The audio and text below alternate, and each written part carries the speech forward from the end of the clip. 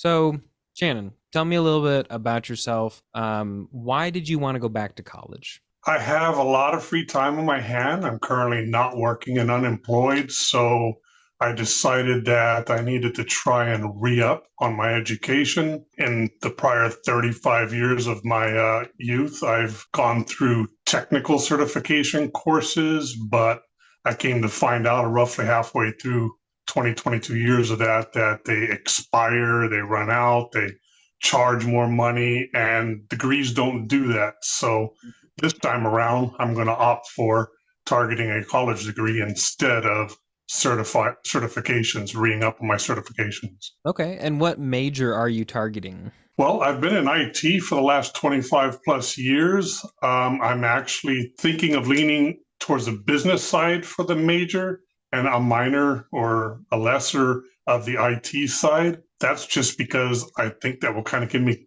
a well-rounded. I'm coming in with 25 plus years of tech experience, but I have a degree in the business side of it as well. And what would this major like do for you personally and career-wise? I look back and I've got about 35 tech certifications since 1998. And I look back and I think only twice have those certifications really helped me get a position or get a raise. I'm hoping that a college degree will help not only get a position and put me in a top tier of candidates, but also lead to a higher income in the future. It sounds like you're going about it in a great way because, like we've been talking about, you've actually already earned 105 credits.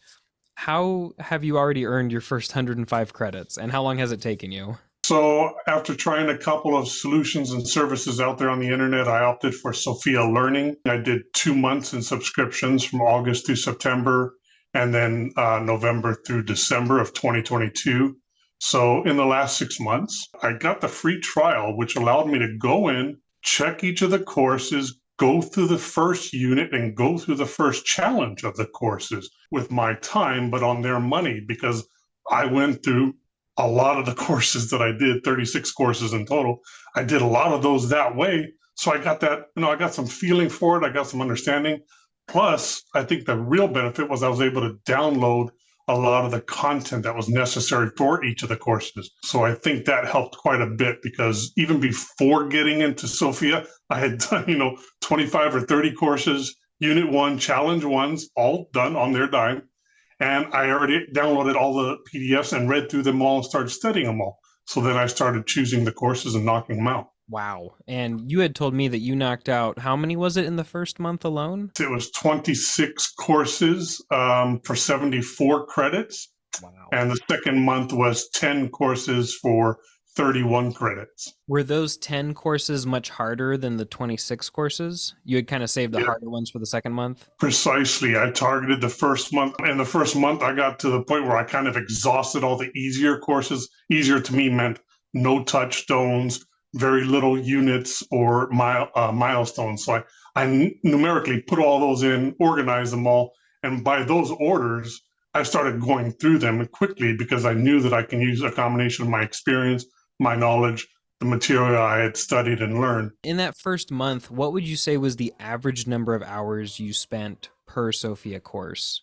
Probably 5 to 10 hours at most, Wow. because they were the easier courses. Then the ones that you did in the second month, is it like closer to 20 hours per average? 20, 30. It was time consuming, but I've got a lot of time. And the fact that you can actually, like in my case, I have difficulty sleeping at times. So I'm up at midnight, 1 o'clock, 2 o'clock in the morning. So I'm over there doing these courses. I knocked out one, two, three courses in a day sometimes. Yeah, I mean, if you're able to knock out some of those easier courses in just 5 hours a piece, you really could knock out three courses in a given day if you had nothing else going on. And you had mentioned to me too that you had tried other things, like you tried studying for CLEP using modern states, you had tried Sailor Academy, but Sophia worked better for you. Why was that? I found that it was more current. The platform was more relevant. It was more engaging. It was more interactive to me. I immediately got my answers. I immediately went through the challenges, And then I immediately got to the milestones, was able to do those. The modern states, I had to go through their program, which I did about half of their courses, and I finished them all and I got the vouchers, but I just wasn't getting from what I got from Sophia from them. Then going back to Sophia, because it sounds like this is what worked for you. You found a rhythm. You really liked what they were offering. It seemed to be a really good fit for you.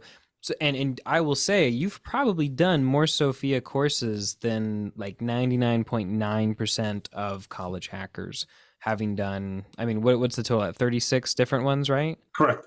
You know how to do a Sophia course better than almost anybody out there. What are your strategies or your suggestions for other people who are wanting to knock out Sophia courses super quickly? So, as I mentioned, if they still honor it and allow it, sign up for free. Go through any of the courses you're interested in. In my case, right off the bat, there was roughly about 25 of them. I went in, I did the courses, I did the unit one and the challenge one from each of them. They allow you to do it for free. You have access to all the course materials. So the unit one, the unit two, the unit three, I was able to gain access to all the documentation needed without paying, Hmm. get a hold of that information and start reviewing it and going over it and choosing the courses again by what was least demanding in regards to challenges, milestones, and touchstones, and then just laying out an action plan based on that, and then going through that action plan accordingly, just knocking out one course at a time. When you would knock out a course, was it kind of like, oh, I'm going to work on two courses at the same time and I'll work a little bit on this one, a little bit on this one? Or were you like, all right,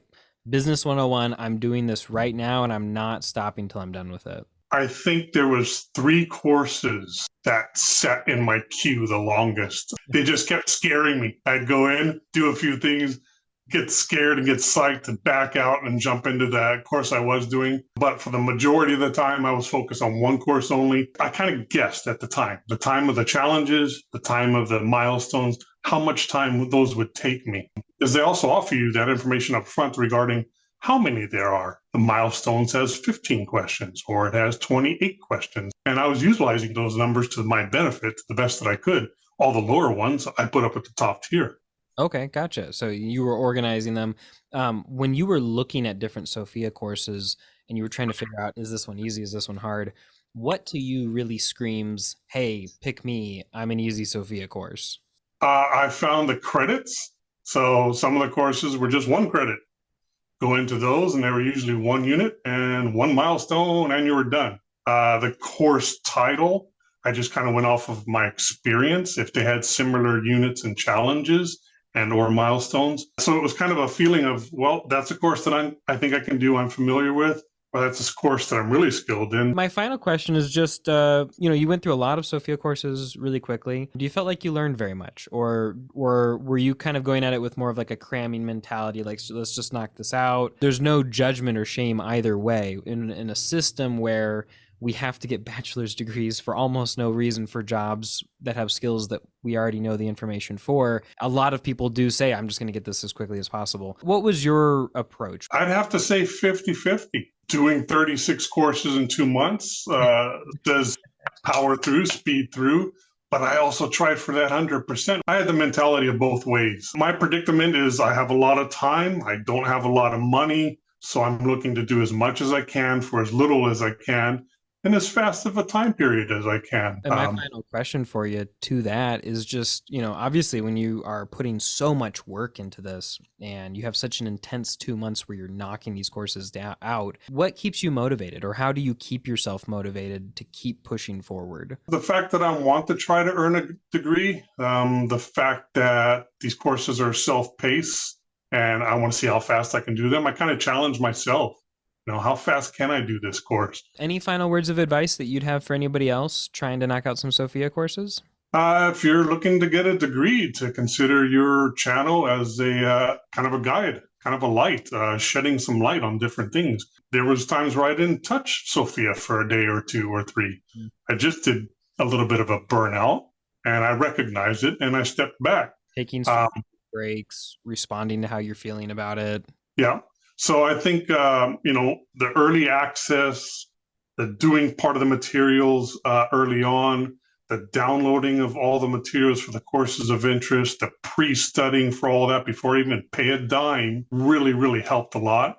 And it encouraged me because as I went through it and saw that I was doing well, I kept trying to do better and better and better. I think that was a driving factor as well. Well, that's awesome, Shannon. Thank you so much for being on, for giving some advice to folks. And yeah, really appreciate you taking the time. Likewise. Thank you, Clifford. I appreciate it.